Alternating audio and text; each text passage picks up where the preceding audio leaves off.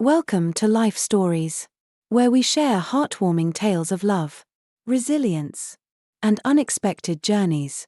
Today's story follows Jonathan Reynolds, a wealthy businessman whose life takes an extraordinary turn when he discovers 3 abandoned triplets in his mansion. With the help of Rachel Morgan, a determined woman with dreams of her own, Jonathan embarks on a journey of self-discovery, fatherhood, and redemption. Together, they face challenges, uncover secrets, and learn the true meaning of family and love. Subscribe to Life Stories to begin today's unforgettable tale. And stay with us as we explore the power of connection and hope. San Diego's golden afternoon sun blazed fiercely, painting the sky in hues of amber and crimson. The air buzzed with the occasional sound of distant traffic, blending with the rustling palm trees swaying in the mild breeze. The serenity of the day was momentarily disrupted by a curious sight near the roadside: a woman, clad in a snug red skirt and platform heels, her face flushed with effort, was pushing a battered Volkswagen Beetle. Rachel Morgan, a waitress with big dreams, found herself struggling against the relentless resistance of the road. Her heart pounded as her hands, sticky with sweat, pressed firmly against the hot metal of the car. The old Beetle, her late grandfather's cherished possession, seemed as stubborn as ever. Every inch she managed to push felt like a battle waged alone against the world. "Damn it," Rachel muttered, frustration brimming in her voice. The car groaned in protest but barely moved. She paused, catching her breath, and wiped her forehead with the back of her hand. Amid the exertion, her mind flickered with fleeting thoughts, dreams of becoming a model, the pressures of barely making ends meet, and the fear of missing her interview, which felt like her one chance to rewrite her story. It was in this moment of vulnerability that the purr of an engine broke through her concentration. A sleek, emerald green Tesla Roadster, gleaming under the sun, slowed down beside her. The vehicle's effortless glide stood in stark contrast to her uphill struggle. The driver's window hummed as it slid down, revealing a man whose presence seemed as polished as his car. Jonathan Reynolds, wealthy, self-assured, and with an air of effortless charm, peered out from behind dark sunglasses.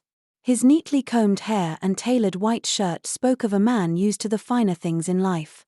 His smirk was unmistakable, bordering on condescension. "Well," he began, his tone laced with mockery, "looks like someone forgot to eat their spinach today." Rachel turned, her glare sharp and unwavering. "And you?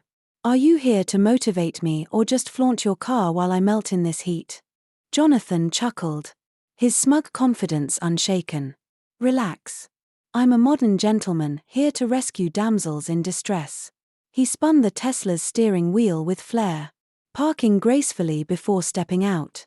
His every movement exuded control, as though the world bent slightly to accommodate him.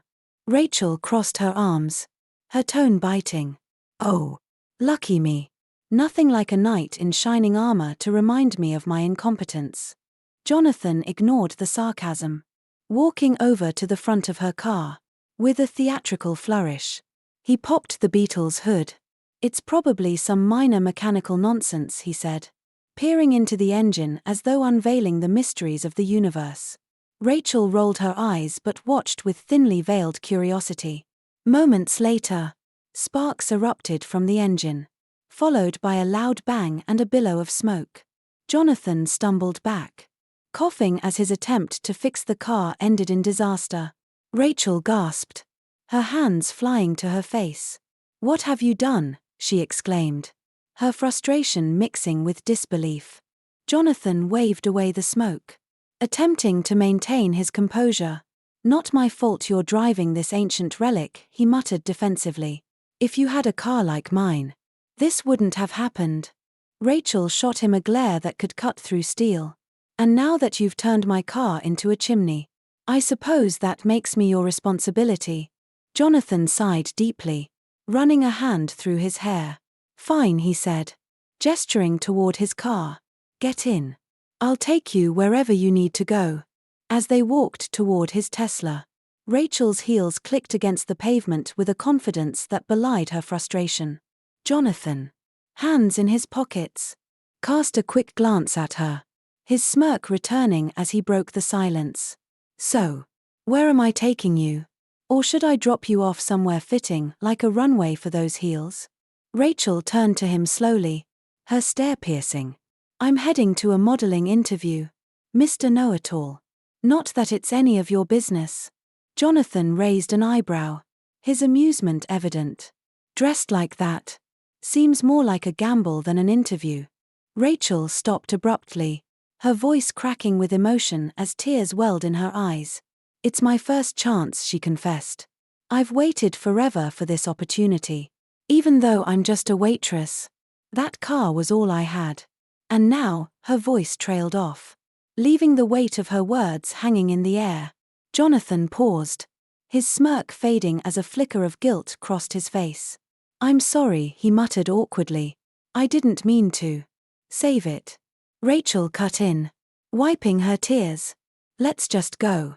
The ride continued in relative silence, the tension between them thick but unspoken. As the Tesla glided smoothly along the highway, Jonathan stole a few glances at Rachel. Her resolve intrigued him, her vulnerability tugging at something deeper within him, something he hadn't felt in years. Minutes later, as they neared downtown San Diego, a shrill alarm suddenly blared from the car's dashboard. Jonathan glanced at the screen, his expression hardening. Someone's breaking into my house, he announced, his tone sharp with urgency. Rachel stared at him, wide-eyed. What are you going to do? Jonathan's smirk returned, tinged with determination. The real question, he said, pressing the accelerator as the car roared forward, is what are we going to do? Rachel opened her mouth to object, but the words caught in her throat as the car surged ahead. The cityscape blurred around them, her pulse quickening with the speed and the weight of his words. Something about Jonathan, his confidence, his unpredictability made her feel as though she'd stepped into a whirlwind she couldn't control. As they sped toward his mansion, nestled in the cliffs overlooking the Pacific, Rachel felt a mix of unease and intrigue. She didn't know what awaited her there. But one thing was certain, her encounter with Jonathan Reynolds had already set her life on a path she hadn't anticipated. By the time they reached the towering gates of Jonathan's estate, Rachel's initial frustration had given way to cautious curiosity. She had no idea that what they were about to discover inside the mansion would bind their fates together in ways neither of them could foresee. The gates of Jonathan's sprawling mansion opened with a mechanical hum, revealing an imposing structure perched on the cliffs of Malibu. The Mediterranean-style villa, with its terracotta roof and ivory walls, exuded opulence and isolation. Rachel couldn't help but stare, the grandeur of the estate momentarily distracting her from the chaos of the day. As the Tesla came to a stop in the circular driveway, Jonathan stepped out first, his expression sharp with focus. Stay here, he instructed Rachel, glancing at her over his shoulder. I'll check what's going on. Rachel leaned forward, peering out the window. Are you seriously walking into a break-in by yourself? Why not call the police? Jonathan smirked, though his voice carried a note of seriousness. I don't call the police unless I'm sure. My system alerts me first. And I don't take false alarms lightly. Before Rachel could protest further, Jonathan was already moving toward the entrance. Frustration and curiosity simmered within her, and after a moment of hesitation, she swung open the car door and followed him. She wasn't about to sit idly by when something potentially dangerous was unfolding. The mansion's foyer was silent, save for the faint hum of the air conditioning. Marble floors gleamed under the light of a grand chandelier, and an ornate staircase spiraled upward. Despite the luxurious surroundings, an eerie stillness lingered in the air. Jonathan, Rachel whispered as she caught up to him. This place is massive. Are you sure? He raised a hand to silence her, his eyes narrowing as he tilted his head toward a faint noise. It was coming from upstairs, soft, insistent, and unmistakable. Crying. Rachel's heart skipped a beat. Is that a baby? Jonathan didn't answer. Instead, he moved swiftly up the staircase. His movements deliberate but tense. Rachel followed, her heels clicking against the marble as her mind raced. A baby? Here! When they reached the master bedroom, Jonathan pushed open the door with a firm hand. The room was lavish, with velvet drapes, a king-sized bed, and an ocean view through floor-to-ceiling windows. But what caught their attention wasn't the opulence, it was the small basket sitting in the center of the bed. Inside the basket were 3 babies, identical in every way. Their cries filled the room, their tiny fists waving in the air as their tear-streaked faces glistened in the soft light. Rachel's hand flew to her mouth, her eyes wide with shock. "Oh my God," she whispered. "Jonathan." "Who?" Jonathan stood frozen, his usually composed demeanor shattered. He took a hesitant step forward, his breath uneven as he stared at the infants. Their features, delicate noses, soft cheeks, and the hint of wavy dark hair were eerily familiar. Too familiar. "They look like me," he said, his voice barely audible. Rachel moved closer, her gaze shifting between Jonathan and the babies. "Do you know anything about this? Who left them here?" Jonathan shook his head slowly, his mind clearly struggling to process the scene. "No," he said. "I have no idea." As they stood there, the cries softened, one of the babies letting out a tiny hiccup before giving a radiant smile. The sight, so pure and unexpected, broke through the tension like a ray of sunlight piercing a storm. Rachel exhaled, her heart clenching at the innocence before her. "They're beautiful," she murmured. Jonathan's expression darkened, his jaw tightening as he glanced around the room. "This doesn't make sense. Why would someone leave them here?" Rachel's eyes caught something tucked beside the basket, a piece of paper folded neatly. She reached for it, unfolding the document with care. At the top, in bold letters, were the words, "Everlasting Hope Fertility Center, Donor Registry." "Jonathan," Rachel said, her voice steady but tinged with urgency. "This paper is from a fertility clinic." Jonathan's gaze snapped to the document. He read it quickly, his brow furrowing deeper with each line. "This can't be," he muttered. "What is it?" Rachel pressed. Jonathan let out a heavy sigh, running a hand through his hair. "I went to that clinic years ago. Before my treatment, I was told the chemo would leave me infertile. So he paused, struggling with the weight of his words. "I preserved my sperm. But this is impossible. I never authorized them to use it." Rachel's mind reeled. "You think these babies, they might be yours?" Jonathan's gaze returned to the triplets, his expression a mixture of disbelief and something deeper, an ache that seemed to pierce through his polished exterior. "I don't know," he admitted, his voice hollow. "But if they are, how could this happen?" Rachel reached out, placing a gentle hand on his arm. "We'll figure it out," she said softly. "But right now, these babies need us. Whatever happened, they were left here for a reason." Jonathan met her eyes, his walls beginning to crack. In that moment, the weight of responsibility, confusion, and an unspoken connection to the tiny lives before him collided. He nodded, his voice barely a whisper. "You're right. They need us." As Rachel knelt beside the basket, soothing the babies with soft shushes, Jonathan took a step back, his hands trembling slightly. His world had shifted in an instant, and he wasn't sure how to make sense of it. But one thing was clear, his life, and Rachel's, would never be the same.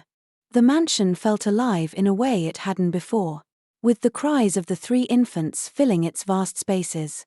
Rachel moved with surprising ease, her instincts kicking in as she knelt beside the basket, cooing softly to the babies. One of them, a boy with a tuft of dark hair, reached up toward her with tiny fingers. She couldn't help but smile, her earlier frustration melting into a quiet sense of purpose. Jonathan, on the other hand, stood frozen, His gaze locked on the triplets. His mind raced with questions, each one colliding with the next. He had spent years building his empire, protecting his privacy, and keeping emotional entanglements at bay. Yet here were 3 tiny lives, vulnerable, crying, and inexplicably tied to him, demanding his attention in a way nothing ever had before. Rachel glanced up, breaking the silence.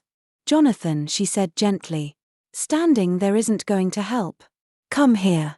He hesitated, his hands stuffed into his pockets. "I'm not sure what to do," he admitted, his voice uncharacteristically unsure. Babies aren't exactly my area of expertise." Rachel smiled, a flicker of amusement in her eyes. "Well, they don't come with instruction manuals. But they're not impossible to figure out. Start with this one." She gestured to a baby girl, her soft cries turning into hiccups. Reluctantly, Jonathan stepped closer and crouched beside Rachel. He reached out awkwardly, his large hands hovering over the baby as though she were made of glass. "What do I?" "Just pick her up," Rachel instructed, her tone patient but firm. "Support her head. She won't break." Taking a deep breath, Jonathan slid his hands under the baby and lifted her. She wriggled slightly, her tiny face scrunching as she let out a soft wail. Jonathan froze, his heart pounding. "Is she okay? Did I do something wrong?" Rachel chuckled, her voice warm. "She's fine. She's just adjusting. Hold her close, it'll comfort her." Jonathan obeyed, bringing the baby closer to his chest. As he did, her cries began to subside, her little body settling against him. He looked down, his expression softening as he gazed into her curious eyes. For the first time in years, Jonathan felt a vulnerability he couldn't explain, a connection that went beyond logic or understanding. "She's tiny," he murmured, almost to himself. "Fragile." Rachel nodded, watching him with a quiet smile. "And she needs you." "They all do." As if on cue, the other 2 babies began to stir, their cries growing louder. Rachel sighed, brushing her hair back. "Looks like it's a team effort. Come on, Jonathan. Let's get to work." The next hour passed in a whirlwind of activity. Rachel, who had babysat as a teenager, took charge, instructing Jonathan on how to prepare bottles, change diapers, and calm the infants. He fumbled at first, his movements stiff and unsure, but Rachel's calm guidance helped ease his nerves. "Relax," she said as he struggled to fasten a diaper. "It's not a stock market deal. Just take your time." Jonathan shot her a wry glance. "Says the expert. This is like trying to fold origami with one hand." Rachel laughed, the sound light and genuine. "You'll get the hang of it. And for the record, you're doing fine." As they worked together, the initial tension between them began to fade. Rachel's nurturing nature balanced Jonathan's practicality, creating an unexpected harmony. The babies, now fed and changed, gradually settled into a peaceful quiet, their tiny breaths filling the room like a soothing melody. Jonathan sat back, his shirt wrinkled and his hair slightly disheveled. "I can't believe people do this every day," he said, shaking his head. "It's exhausting." Rachel smirked, leaning against the edge of the bed. "Welcome to parenthood. And this is just the beginning." Her words hung in the air, their weight sinking into Jonathan. Parenthood. The idea felt foreign. Yet as he glanced at the sleeping babies, he couldn't deny the stir of something new within him, a sense of responsibility, of protectiveness.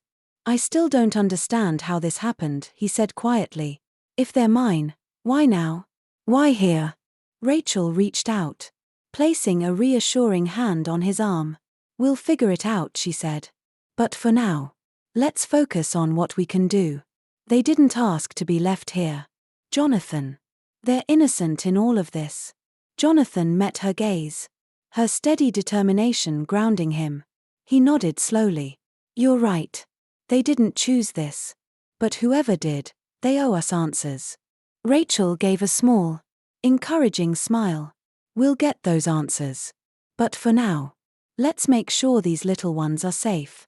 As the sun dipped below the horizon, casting the room in a warm, golden light, Jonathan and Rachel worked together to prepare a makeshift space for the babies. They arranged blankets, pillows, and anything soft they could find to create a cozy area in the master bedroom. Despite the exhaustion and uncertainty, there was a quiet sense of accomplishment in their efforts. Later, as the triplets slept peacefully in their makeshift crib, Jonathan stood by the window, staring out at the ocean. Rachel joined him, her arms crossed as she leaned against the wall. They're lucky. You know, she said softly. Jonathan glanced at her, his brow furrowing. Lucky? How? Rachel smiled faintly. Because they have you. You may not have all the answers yet, but you care. That's more than some kids ever get. Jonathan's gaze shifted back to the horizon, his expression thoughtful. I've spent my life building things, businesses, wealth, this house. But none of it feels as important as what's in that basket. Rachel's smile widened, a flicker of admiration in her eyes. Maybe that's the point, she said. Sometimes life gives us things we never knew we needed. Jonathan didn't reply, but as the first stars appeared in the night sky, he felt a quiet resolve take root.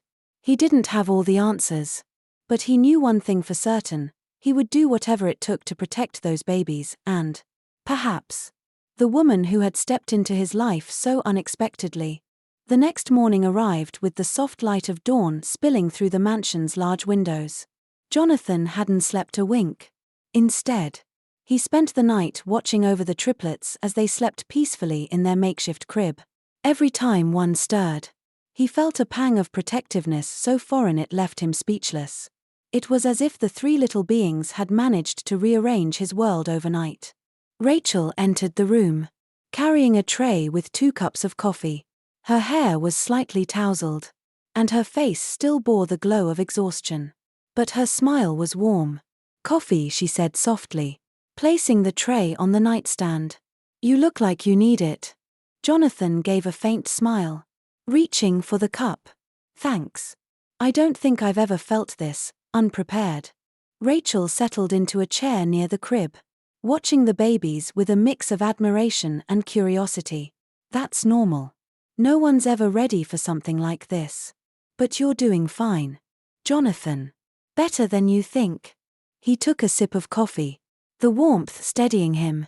I appreciate the vote of confidence. But this isn't just about being a good caretaker. I need to know how they got here. Who left them? And why me? Rachel nodded, her expression thoughtful. Then we start with the paper we found. The fertility clinic, it's the only lead we have. Jonathan set his cup down, his gaze hardening with determination. I'll have my lawyer and a private investigator look into it. If that clinic made a mistake, they're going to answer for it. Rachel tilted her head, studying him. You know, she said gently, this isn't just about legal accountability. There's a human story behind this, a mother, a family, and now you.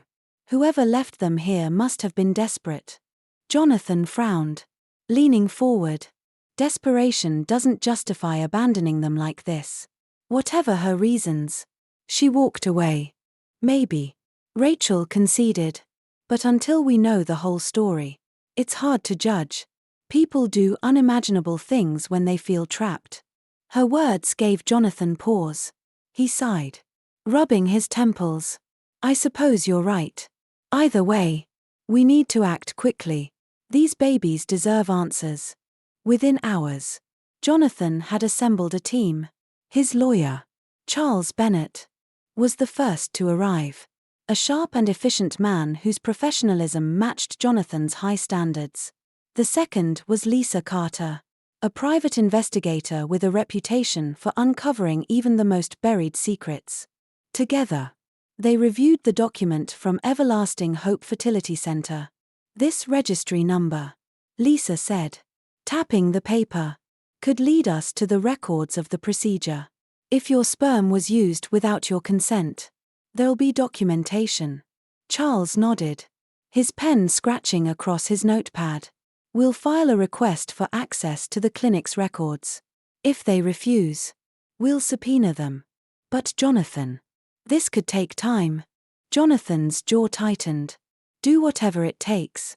But I want answers. And if there's been negligence, they'll pay. Rachel, who had been quietly observing, finally spoke up. While you're digging into the clinic, what about the woman who left them here? Can we find her? Lisa leaned back, her eyes narrowing thoughtfully. We can try. The footage from your security cameras should give us a starting point. Jonathan nodded. I'll get you access to the system. Every second matters. Later that evening, Jonathan and Rachel sat together in the mansion's security room. The bluish glow of the screens illuminated their faces as the most recent footage played. It showed a woman in a dark hoodie and scarf entering the mansion through a side door, carrying the basket of babies.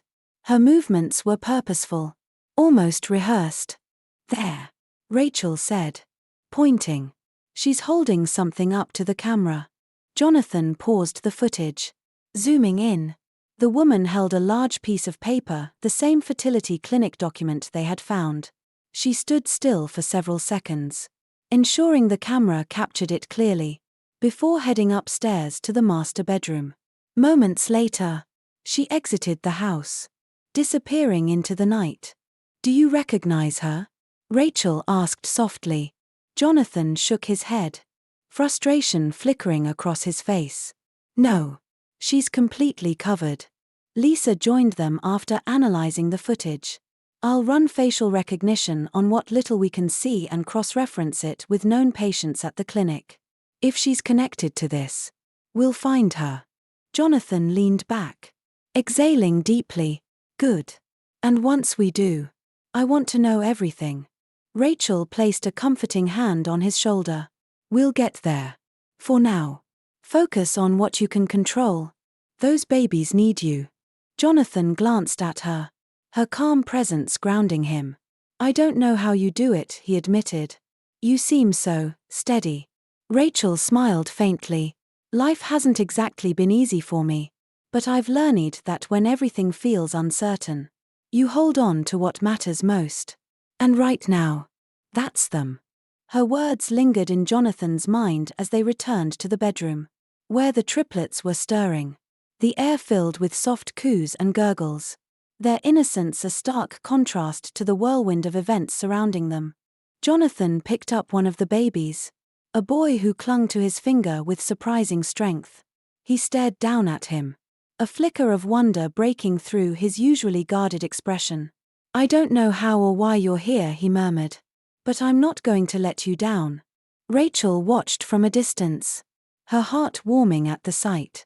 Jonathan, despite his flaws and uncertainties, was beginning to embrace something deeper than himself, a love that required no explanations, only action. As the evening wore on, the mansion's halls felt less hollow, filled instead with the quiet sounds of new life. And though questions lingered, one truth became clear. These babies had already begun to change Jonathan's world and Rachel's in ways neither could have imagined. The following days were a blur of phone calls, legal meetings, and moments of quiet chaos with the triplets. The mansion, once a symbol of Jonathan's carefully curated isolation, had become a place of activity and warmth. Rachel had unofficially taken on the role of caretaker, balancing the needs of the infants with her calming presence that steadied Jonathan in his most turbulent moments. One afternoon, as the triplets napped in their makeshift crib, Jonathan's lawyer, Charles, returned with an update. His expression was serious, his leather briefcase clasped tightly in his hand. We have a problem, Charles said, placing the briefcase on the coffee table in Jonathan's living room. Rachel sat nearby, cradling a cup of tea, while Jonathan leaned against the mantel, his posture tense. What kind of problem? Jonathan asked, his voice clipped. Charles opened the briefcase, retrieving a folder. The fertility clinic has agreed to release their records. But there's a catch. They require you to sign a waiver promising not to sue them for any mishandling of your sperm. Jonathan's jaw tightened. They want me to give up my right to hold them accountable? Charles nodded. Essentially, yes. If you agree, we'll get access to the documentation confirming whether the triplets are biologically yours. Without the waiver, this could drag out in court for months. Rachel set her cup down, her expression thoughtful. But if the clinic is willing to admit to a mistake in exchange for avoiding legal action, doesn't that mean they know they're at fault? Exactly. Jonathan replied, his frustration evident. He began pacing, running a hand through his hair. This isn't just about me. It's about accountability. If they've done this once, who's to say it won't happen again to someone else? Charles adjusted his glasses. That's a valid concern. But right now, the priority is proving paternity. Once that's established, we can decide on the next steps. Rachel stood, crossing the room to face Jonathan. Her gaze was steady, her tone gentle. Jonathan, I know you're angry, and you have every right to be, but those babies upstairs, they can't wait for months while this drags out. They need you now. Jonathan stopped pacing, her words hitting him like a quiet wave of clarity. He took a deep breath, the tension in his shoulders easing slightly. Fine, he said at last. Sign the waiver. But make it clear this isn't over. Once we have the records, we'll reassess. Charles nodded, gathering his papers. I'll make the arrangements. Expect an update within 48 hours. 2 days later, Jonathan sat at the kitchen table, the weight of the past week pressing heavily on him. Rachel bustled about, preparing bottles for the triplets. Her easy movements and occasional hums filled the silence, grounding him in a way he hadn't expected. When his phone buzzed, Jonathan snatched it up, his heart pounding. It was Lisa, the private investigator. We've confirmed everything, she said without preamble. The clinic admitted to using your sperm sample without authorization. The triplets are biologically yours. Jonathan closed his eyes. The news both a relief and a fresh wave of uncertainty. And the woman who left them, he asked. She was a patient at the clinic. Lisa replied. She and her husband had been trying to conceive for years. When the babies were born, their physical resemblance to you made it clear something was wrong. She panicked. And they fled the country. We believe she left the triplets with you because she felt you were their rightful parent. Jonathan swallowed hard, his grip tightening on the phone. Thank you, Lisa. I'll call if I need anything else. He ended the call, his mind racing. The weight of responsibility felt heavier now. But so did his resolve. These weren't just 3 babies, they were his children. Whatever mistakes had been made, it was up to him to ensure their future. Rachel placed a hand on his shoulder, her touch warm and steady. You're their father, she said softly. That's what matters now. Jonathan nodded, his gaze meeting hers. I won't let them down. The battle, however, wasn't over. A day later, social services arrived at the mansion. A social worker, flanked by 2 police officers, explained that the triplets needed to be placed in temporary custody until Jonathan's paternity was legally established. The news hit like a thunderclap. You can't take them, Jonathan said, his voice rising. They were left with me. I've cared for them every day since. The social worker's tone was calm but firm. Mr. Reynolds, this is standard protocol. Once your paternity is confirmed through legal channels, we'll revisit custody arrangements. The triplets, sensing the tension, began to cry, their wails filling the room. Rachel scooped one of them into her arms, tears brimming in her eyes. Please, she pleaded. They're safe here. Taking them now would only traumatize them. The social worker hesitated, her gaze softening. I understand. But this is the law. Jonathan stepped forward, his voice low and steady. I will do whatever it takes to bring them back. But know this, every second they're away from me is a second they'll never get back. As the babies were carried out, their cries echoing down the hall, Jonathan and Rachel stood in the doorway, their hearts breaking. Rachel turned to Jonathan, her voice trembling. "We'll fight this. You're not alone."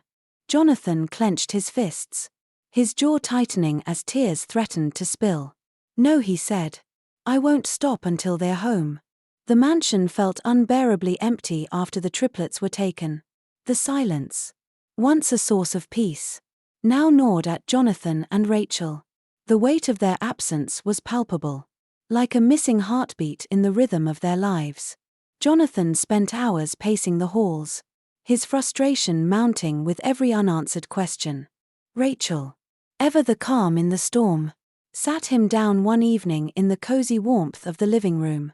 A fire crackled in the hearth, casting flickering shadows across their faces. "Jonathan," she began gently, "we have to focus on what we can control. Grieving won't bring them back faster." His jaw tightened as he stared into the flames. "I don't know how to do this," he admitted.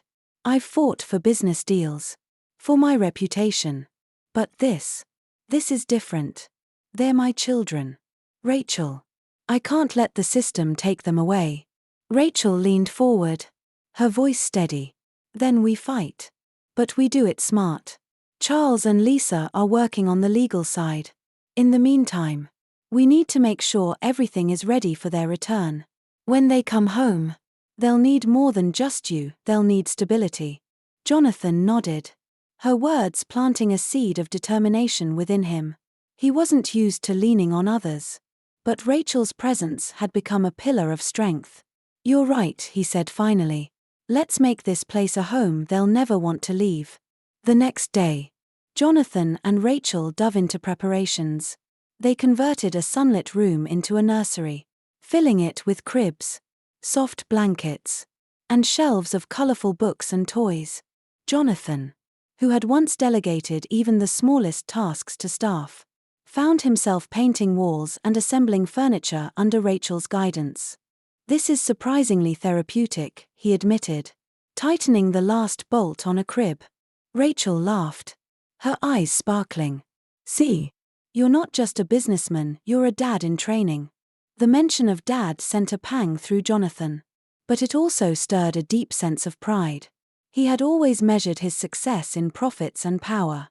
But now, the idea of being a father felt like his greatest challenge and his greatest honor. As the nursery began to take shape, Jonathan found himself sharing stories from his past. He spoke of his childhood, of growing up in a family that valued achievement over affection. "My father," he said, his voice tinged with bitterness, "used to say love was a weakness. He believed respect was earned through success, not kindness." Rachel listened intently, her expression soft. "Maybe that's why this is happening," she offered. "Maybe life is giving you a chance to rewrite that story for yourself and for them." Jonathan looked at her, the fire in her words igniting something within him. "Maybe you're right," he said quietly. "And if that's the case, I'm not going to waste this chance." The following week brought news from Charles.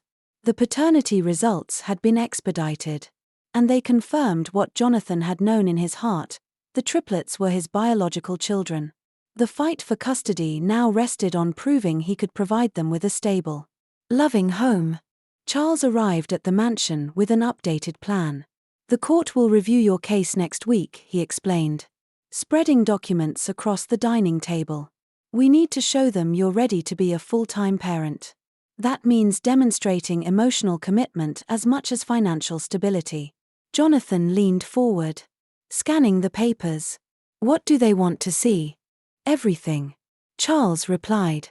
"Your home environment, your support system, even your understanding of childcare. It's a holistic evaluation." Rachel chimed in, her tone light but firm. "Good thing we've been practicing. Then, between feedings and diaper changes, you're practically a pro now." Jonathan smirked, a flicker of gratitude in his eyes. "Couldn't have done it without you." Charles observed their dynamic with a thoughtful expression. "Rachel," he said, "would you be willing to testify? The court will want to hear from someone who's seen Jonathan interact with the triplets." Rachel didn't hesitate. Of course. Anything to help. Jonathan glanced at her, a mix of gratitude and admiration in his gaze. "Thank you," he said softly. "You've already done so much." Rachel smiled, her warmth radiating through the room. "That's what family does, Jonathan." The day of the court hearing arrived, and the atmosphere was thick with tension. Jonathan and Rachel sat side by side in the courtroom, their lawyer presenting a compelling case for his custody. Photos of the newly completed nursery, testimonials from friends and staff, and even a video of Jonathan feeding the triplets painted a picture of a man ready to embrace fatherhood. When Rachel took the stand, her voice was steady but filled with emotion. "Jonathan isn't just committed to these children," she said. "He loves them. I've seen it in the way he holds them, the way he talks to them.